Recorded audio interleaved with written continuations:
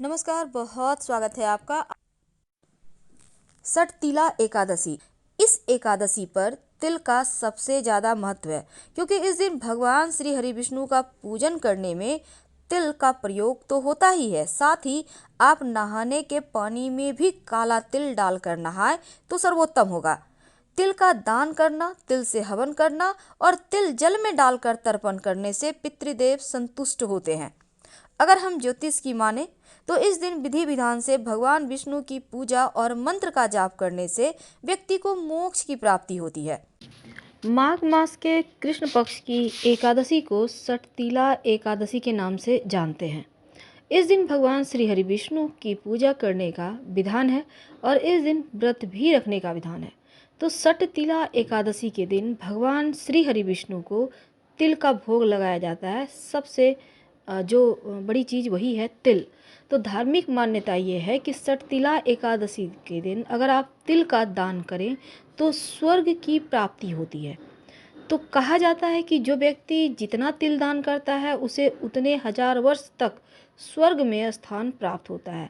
तो इस दिन तिल का 6 तरह से आप प्रयोग कर सकते हैं, यानी कि तिल का 6 तरह से प्रयोग करने का विधान है।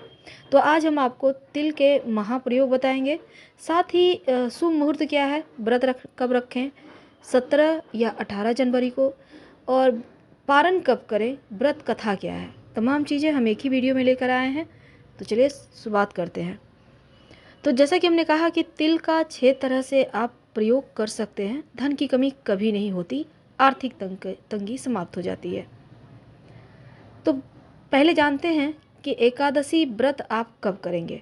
देखिए, माघ महीने के कृष्ण पक्ष की एकादशी तिथि 17 जनवरी मंगलवार की शाम 6:05 पर शुरू हो रही है और 18 जनवरी बुधवार की शाम 4:03 पर समाप्त होगी। तो उदया तिथि 18 जनवरी को है, इसलिए ये एकादशी व्रत भी 18 जनवरी को ही मनाया जाएगा। तो एकादशी तिथि का पारण आप 19 जनवरी 2023 की सुबह 7:15 से सुबह 9:29 के मध्य आप करेंगे। उदया तिथि के अनुसार इस व्रत को आप 18 जनवरी को ही रखेंगे। और ओम नारायणाय नमः, ओम विष्णवे नमः, ओम विष्णवे नमः या फिर ओम नमो भगवते वासुदेवाय नमः का खूब जप करें। स्नान के बाद भगवान श्री हरि की पूजा करें और फिर पुष्प धूप अर्पित करें। व्रत रखते हैं तो रात को भगवान श्री हरि की आराधना करें और रात्रि में जागरण हवन जरूर करें। द्वादशी के दिन सुबह में आपको पारण करना है, तो पहले आप दान करें फिर अन्न ग्रहण करें। तो भगवान जी की पूजा कैसे करेंगे। सुबह सुबह ब्रह्म मुहूर्त में उठिए, पवित्र नदी सरोवर में नहाएं या घर में ही गंगा जल डालकर पानी में नहा लें। स्वच्छ वस्त्र धारण कर अपने घर के पूजा स्थान को पवित्र करें।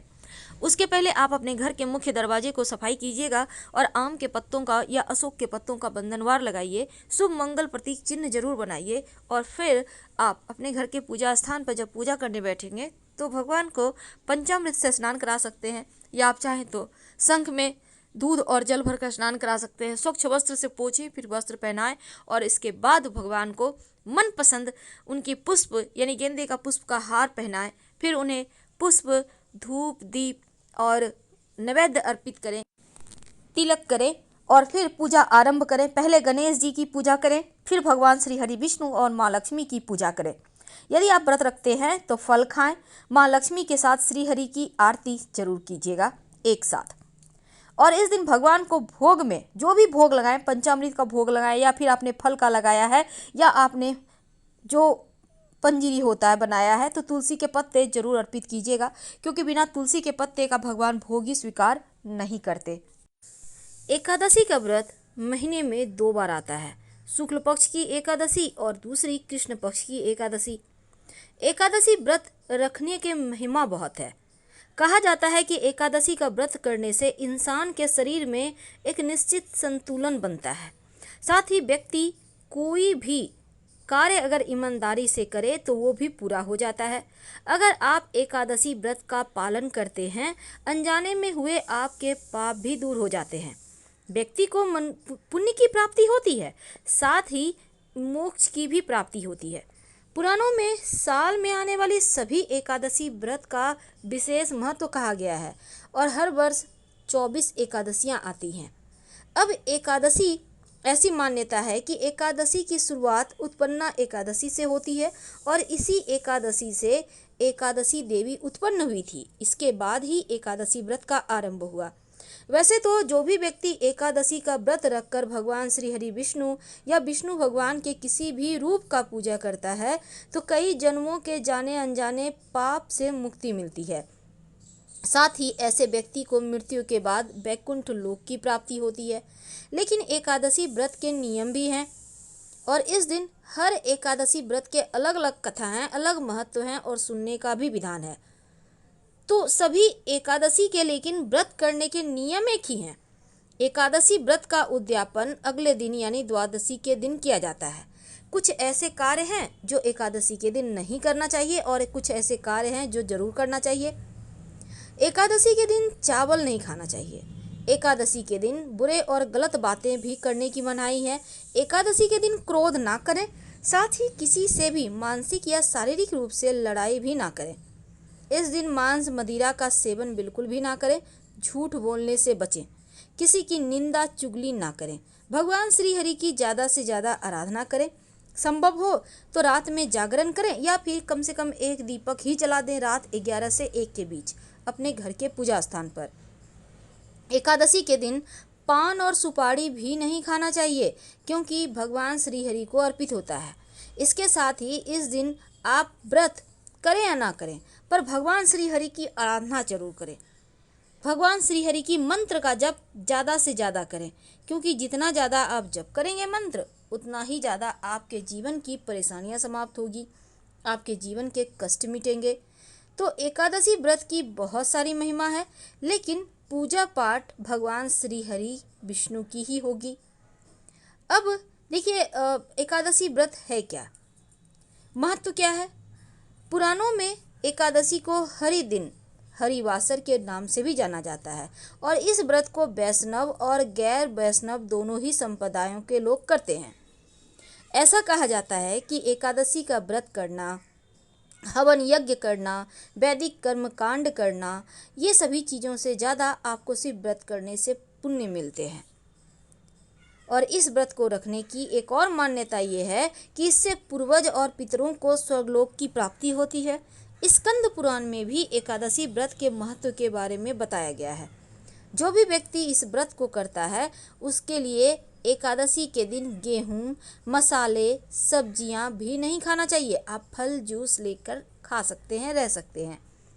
हालांकि इस एकादशी व्रत के दिन बहुत सारे नियम हैं तो तमाम नियमों के बारे में भी हम जानेंगे, पर इस दिन एक छोटा सा प्रयोग किया जाएगा वो भी हम आपको बताएंगे।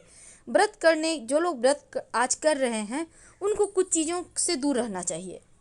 जैसे कि एकादशी के दिन दांत साफ करने के लिए लकड़ी का दातुन इस्तेमाल ना करें।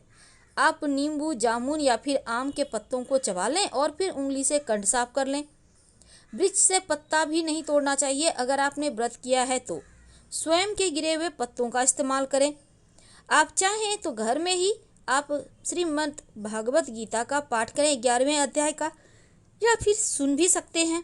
ओम नमो भगवते वासुदेवाय मंत्र का ज़्यादा से ज़्यादा जप करें। दान धर्म करने की भी मान्यता है। एकादशी के अगले दिन द्वादशी तिथि के दिन आपको सुबह उठकर सुबह 8 अमूमन हर एकादशी तिथि में सुबह 5:30 से 8 सवा 8 के बीच ही आपको पारण करना चाहिए। और पारण करने के पहले आप थोड़ा सा पैसा निकाल दें या फिर कुछ सामान निकाल दें या सामान्य भोजन की तरह ही कुछ खाना वगैरह निकाल दें। ऐसा करके फिर आप व्रत तोड़ें। त्रयोदशी तिथि से आने से पहले ही व्रत का पारण कर लें, इस बात का ध्यान रखें क्योंकि एकादशी व्रत का पारण द्वादशी तिथि में ही होना चाहिए। तो आप कोई चूक ना हो इसका ध्यान रखें। भले ही आप 24 एकादशी ना करें, मुख्य एकादशी करें, लेकिन आप नियमों का पालन जरूर कीजिएगा। तो एकादशी के दिन जहाँ तक संभव हो कम बोलें, सात्विक रहें, बाल मत कटवाएं, घर में जो वृक्ष हैं किसी के भी पत्ते ना तोड़ें, चावल तो नहीं ही खाना चाहिए, किसी और का दिया हुआ अन्न भी मत खाइए और मन में किसी भी प्रकार का विकार ना आने दें। अब जैसे कि बहुत सारे लोग क्या करते हैं, फलारी में गोभी, पालक, सलजम वगैरह जूस वगैरह ले लेते हैं। मत खाइएगा, आप फल खाइए। एकादशी व्रत की कथा जरूर सुने, क्योंकि इसके पीछे कई सारी कहानियां हैं। व्रत कथा बहुत महत्वपूर्ण है और एकादशी के दिन सुनने से व्रत कथा जो है ना बहुत अनिवार्य माना जाता है। शास्त्रों में कहा गया है कि बिना एकादशी की व्रत कथा सुने व्यक्ति को उपवास का पूरा फल नहीं मिलता। और तमाम बातें अभी तक हमने आपके साथ साझा किया कि कैसे एकादशी का व्रत करना चाहिए और क्या करना चाहिए। लेकिन आज हम एक छोटा सा प्रयोग लेकर आपके साथ जुड़े हैं। एकादशी के दिन आप जब व्रत करेंगे तो शाम के समय एक छोटा सा काम कीजिएगा। आप अपने घर में जब शाम में दिया बाती करेंगे तो दीपक में एक लौंग डाल दीजिए और अपनी मनोकामना कहिए, फिर आरती वगैरह करें, पूरे घर में दिखाएं। आप चाहें तो कपूर के सहारे लौंग डालकर जलाकर भी पूरे घर में दिखा सकते हैं, या घी का बाती में भी कर सकते हैं। तो माघ कृष्ण पक्ष की एकादशी तिथि यानी 28 जनवरी को सठतिला एकादशी के दिन कुछ विशेष उपाय भी किए जाते हैं। तो तिल का 6 तरीकों से प्रयोग किया जाता है। तिल मिश्रित जल से स्नान करें, तिल का उपटन लगाएं, तिल से हवन करें और तिल मिलाकर जल में आप सेवन भी कर सकते हैं। पितरों को तर्पण करें और तिल भोजन में शामिल करें, तिल का दान भी कर सकते हैं। तो इस तरह से 6 तरीकों से आप अगर माघ कृष्ण पक्ष की एकादशी को तिल का प्रयोग करते हैं तो इस महासठतिला एकादशी के दिन जो तिल का इस्तेमाल है वो भगवान श्री हरि की कृपा से जीवन में सुख वैभव की प्राप्ति करवाता है। सुख सौभाग्य धन धान्य बढ़ जाता है, आरोग्य की प्राप्ति होती है। और इस एकादशी का शुभ मुहूर्त में ही पूजा कीजिए तो ज़्यादा अच्छा है। सभी पापों का नाश के लिए इस दिन काम, क्रोध, अहंकार, बुराई, चुगली का त्याग कर भगवान की शरण में रहना चाहिए, तो स्वर्ग की प्राप्ति जरूर होती है। तो फिलहाल विदा लेते हैं। हर हर महादेव। धन्यवाद।